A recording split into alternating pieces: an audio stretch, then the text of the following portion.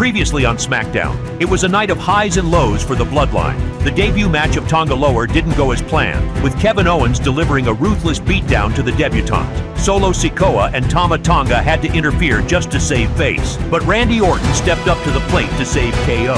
General Manager Nick Aldis was far from pleased with the chaos, so he set up a high-stakes main event, Owens and Orton versus Tonga Loa and Tama Tonga. Despite Solo Sikoa's interference, it was Orton and Owens who came away with the win, but the fireworks were only just beginning. The final boss appeared via satellite link to reveal that since Roman is not here, he is now running the Bloodline. His first act as leader, appointing a co-head of the table. Enter Rikishi, who had a huge announcement of his own. The Bloodline has a new dangerous member, Jacob Fatu, the Samoan werewolf.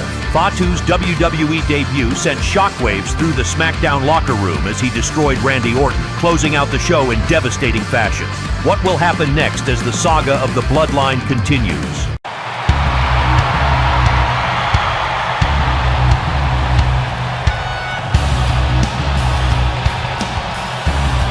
We kick off tonight's SmackDown with an appearance from Kevin Owens. Hang on just a second here.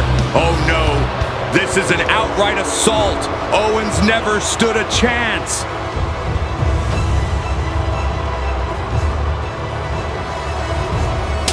The Samoan werewolf with a huge Samoan spike to the throat of KO. The Bloodline are sending a message loud and clear.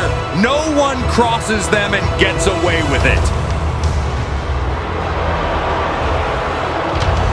Oh no, what are these savages planning? Oh my God. For the love of God, this is outrageous. KO was scheduled to compete tonight, but it looks like the Bloodline had other plans. They want to make sure Owens is out of the picture for good. This is what happens when you try to stand up to the Bloodline. Owens never had a chance. Wait just a second here. Are you kidding me? Wait just a second. What? Finally, The Rock has come back to WWE via satellite. Now, I know, you all wish the Great One could be there in person, but The Rock's got bigger fish to fry. I'm in the middle of filming Spy Kids 5, putting smiles on kids' faces. Oh, you can boo all you want, but the numbers don't lie. Since The Rock became the head of the table, the ratings are through the roof. Let's get one thing straight. The Rock is responsible for making wrestling popular again. It took The Rock's leadership, The Rock's vision, and The Rock's bloodline to elevate this business back to the heights it deserves. Speaking of the bloodline, let's talk about the next big thing. Jacob Fatu. The Samoan werewolf is the future of this industry. Mark my words, sooner rather than later, he will become the undisputed champion. Whoa! The Apex Predator just cut off The Rock via satellite. You can feel the intensity in the air, folks. Orton is on a mission tonight, and he is not happy. Look at the expression on Orton's face. He is absolutely livid. And who can blame him? Last week, Jacob Fatu put him through our commentary table, and now he's just heard about his good friend Kevin Owens getting brutally attacked by the Bloodline.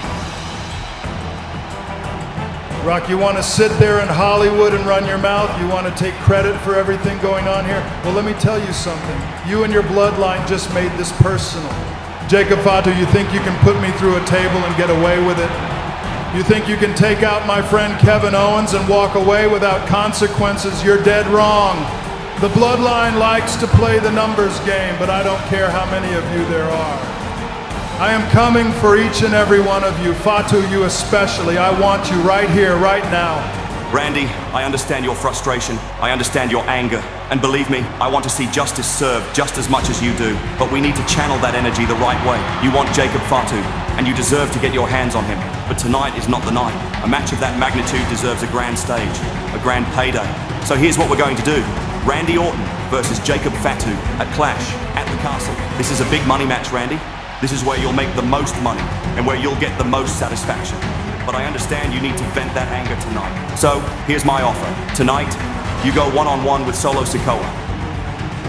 Nick Aldis has masterfully diffused the situation and set up what promises to be an unforgettable series of matches. Don't go anywhere because the action is just heating up.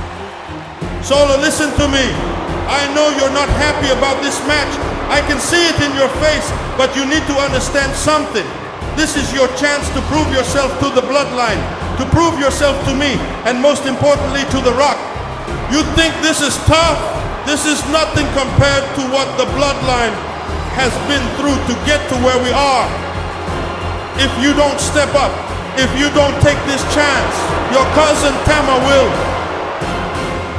What a move by Nick Aldis, stepping in as the peacemaker and giving Orton exactly what he wants. A chance at Jacob Fatu, but on the biggest stage possible. And tonight, we get to see Orton versus Solo. Ladies and gentlemen, here comes Solo Sikoa, making his way to the ring for one of the biggest matches of his career. And look who's with him, his cousin Tonga Lower. But take a good look at Solo. You can see the nerves etched on his face. And honestly, who can blame him? Solo has been thrown into the deep end tonight. He's got the weight of the Bloodline on his shoulders, and he knows what's at stake. With Tonga flanking him, it's clear the Bloodline is trying to show a united front. But even with that support, Solo looks understandably nervous and scared. Solo knows what's on the line. A poor performance tonight could mean losing his spot in the Bloodline, especially with the stern warning from his father, Rikishi, earlier tonight. This is a sink or swim moment for Solo Sikoa. He's got to prove that he belongs, that he can hang with the likes of Randy Orton, one of the greatest of all time.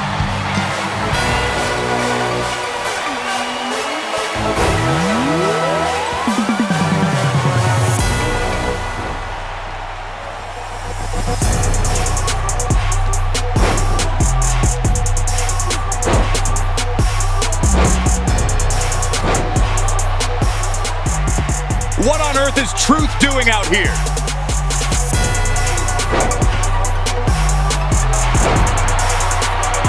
I don't know, and I don't think he knows either.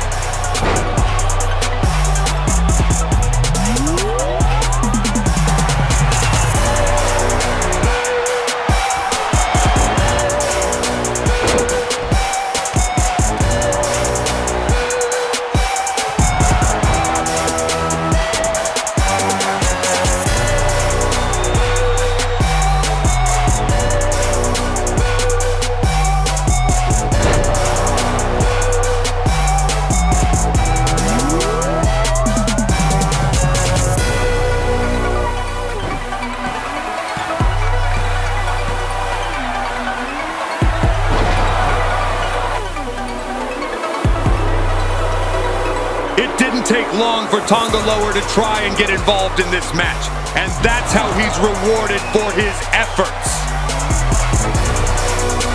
And now a huge RKO to Tama Tonga.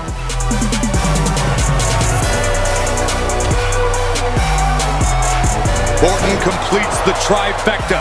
It's RKO City here on SmackDown. Randy Orton sending a huge message to the Samoan Werewolf ahead of Clash at the Castle.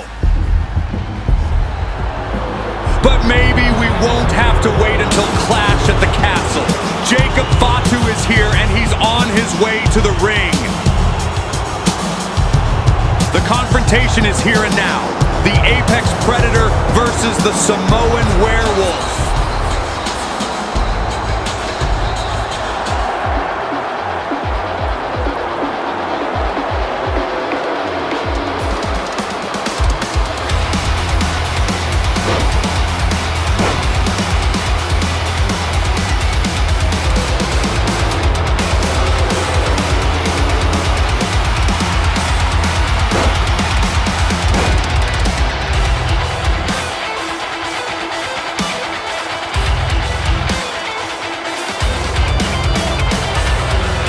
When it looked like Orton was getting the better of Fatu, the sinister Rikishi gets himself involved and turns the momentum back in the favor of the Samoan Werewolf. Now a huge 300-pound moonsault to Orton.